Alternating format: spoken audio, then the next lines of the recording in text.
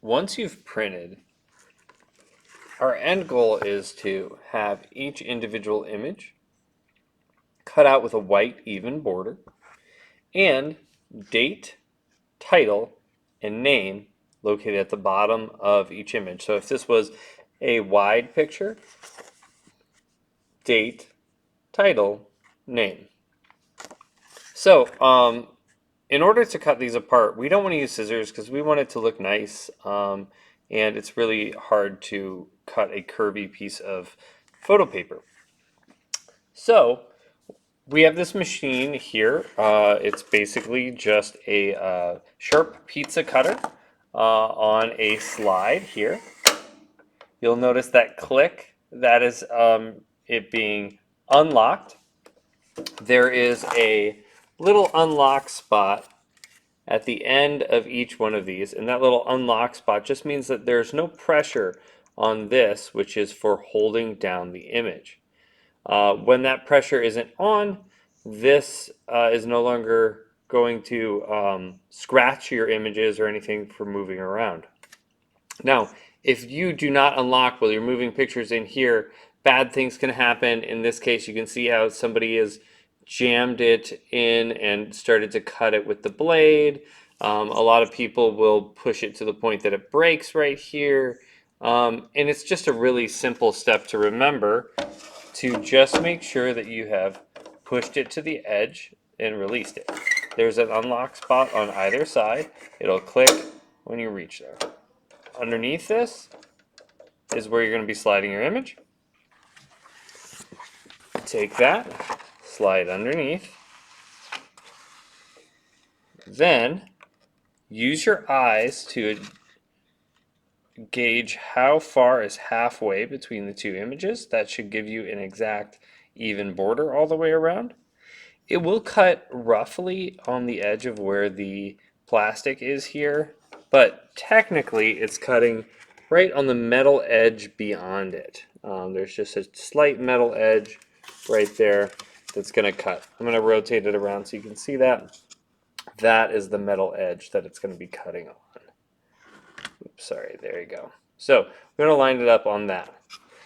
Once we do that, line it up nice and straight, right in the middle. Okay, then we'll take the blade, push it across. Okay, we don't want our fingers here, not because they're going to get cut, but because they're going to be in the way of the blade slicer. You should probably have them on the other side, right about there, and then we'll pull and we'll cut.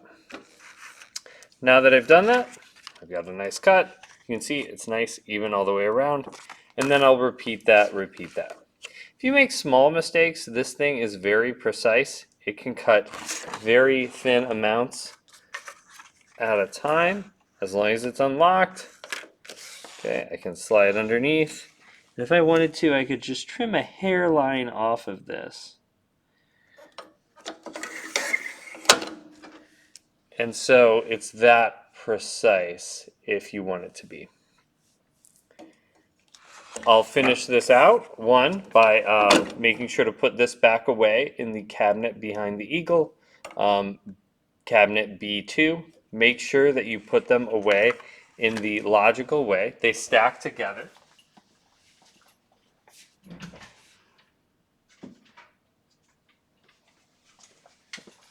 You'll notice that they are an L shape.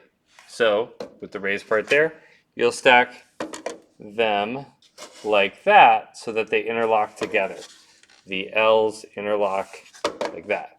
If you put them on top like this, eventually they'll all fall out of the cabinet. Bad things will happen. Now, to date, title, name. Use a fine point Sharpie or an ultra fine point Sharpie. You don't want it to be thick. You need space to write. Identify the bottom of the image. On the left hand side, you'll put the date. So today being 7/2. In the middle, title. You can title it anything like descriptive. You can be poetic with it. There's all sorts of different things that you can do for a title, but that's up to you. I'll just call this one Ladybug.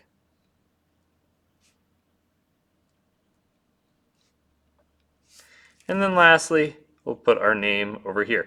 Now, it might be that you have to stack your name, put it side by side, whatever it may be.